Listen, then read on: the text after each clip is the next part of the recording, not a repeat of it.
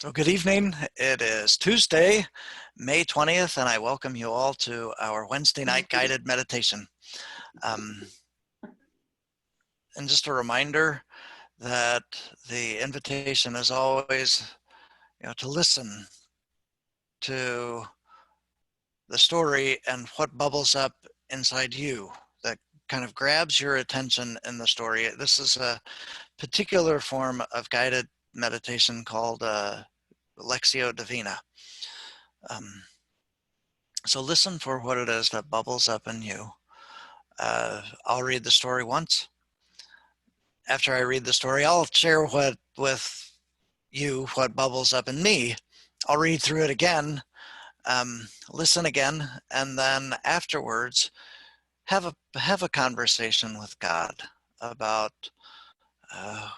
what it is that might be bringing that up in you, or what it is that God might be trying to tell you through that particular part of the story that's grabbing your attention, or both.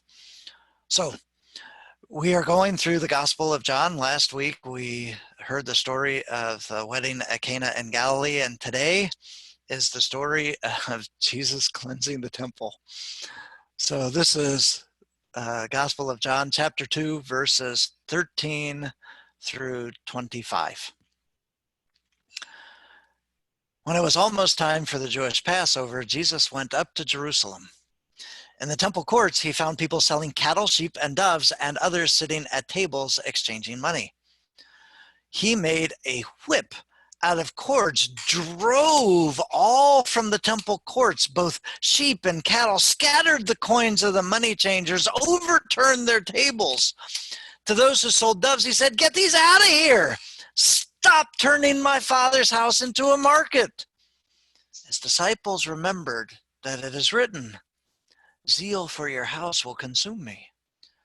The Jews then responded to him, "What sign can you show us to prove your authority to do all this?" Jesus answered them, "Destroy this temple, and I will raise it again in 3 days." They replied, "It has taken 46 years to build this temple, and you're going to raise it in 3 days?" But the temple he had spoken of was his body. After he was raised from the dead, his disciples remembered what he had said. Then they believed the scripture and the words that Jesus had spoken. Now, while he was in Jerusalem at the Passover festival, many people saw the signs he was performing and believed in his name. But Jesus would not trust himself to them because he knew all people. He didn't need any testimony about humankind because he knew what was in each person. So as I hear the story, the first thing that comes up for me is, what a way to start your ministry, right? So how many pastors the first few weeks that they're at a church go and move all the pews, throw out the things that they don't think belong, stomp all over the communion table, and throw a big temper tantrum.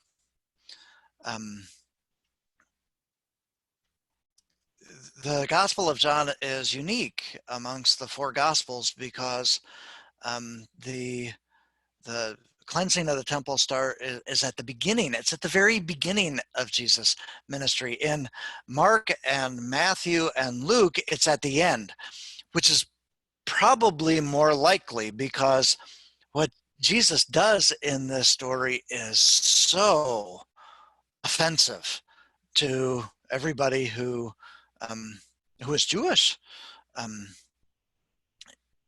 It really is the equivalent of going into a church, throwing over the communion table, clearing out all of the choir pews in the front, throwing them to the curb, tearing out the rest of the pews in the house, putting in chairs, and saying that this is this is kind of what I'm about. It is because the money changers and the things that they did were essential to worship in the temple. If you are going to have a sacrifice, then you have to have the money changers who had changed Roman money into the Jewish money that was used in that context, so that you could then buy the dove or the ram or whatever it is that you are going to have sacrificed. So um, it was an over the top action that Jesus is doing. And it is most likely that it was at the end of his ministry, because this probably was the final straw for the priests and the Pharisees and the Sadducees around Jesus and what they thought it was about, because it's that offensive. Certainly an emotional catalyst to try to get him crucified. And so what that brings up for me is, what does it mean to be successful in ministry? Is it about having lots and lots of people in church?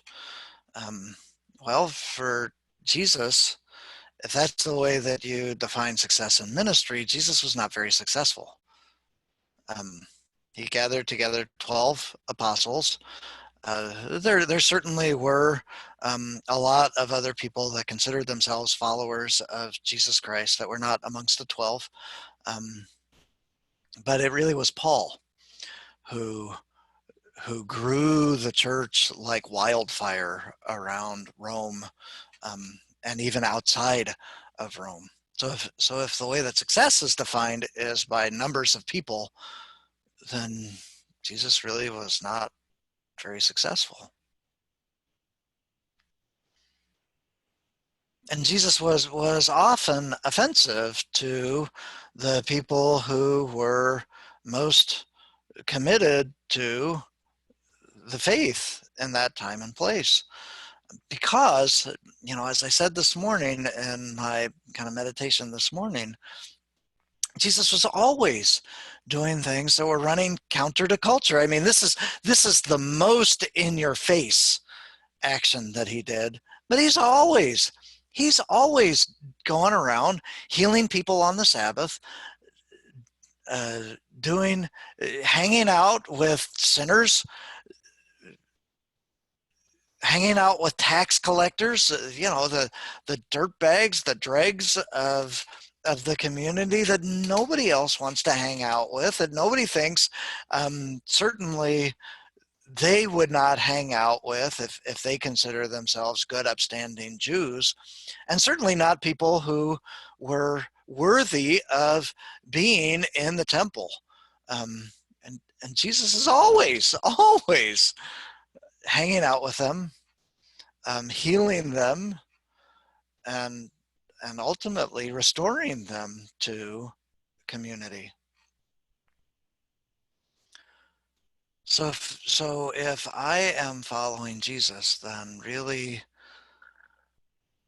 what is the way that Jesus defines successful ministry is passionately caring for people, passionately caring for God, and especially caring for people that other people would look down on for whatever reason, and demonstratively in the face of people who would say, no, we would not welcome them. Jesus welcomes them, even and especially during times when they are not supposed to be welcome. So even on the Sabbath, Jesus works to heal people. And so successful ministry then, what bubbles up for me as I hear the story is the definition that Jesus has for successful ministry is the blind see, the lost find a home, the people who are in the outs find themselves in. And that really is how Jesus defines success in ministry. That's what bubbles up for me. So I invite you to listen to the story again and again. Listen for what it is that bubbles up for you. What grabs your attention in the story? And after I read this a second time and bid you peace and wellness, have a conversation with God about, what is that about in me? When it was almost time for the Jewish Passover, Jesus went up to Jerusalem. In the temple courts, he found people selling cattle, sheep, and doves, others sitting at tables exchanging money. So he made a whip out of cords, drove all from the temple courts, both sheep and cattle, scattered the coins of the money changers, threw over their tables. To those who sold doves, he said, "Get these out of here. Stop turning my Father's house into a market." His disciples remembered that it is written, "Zeal for your house will consume me."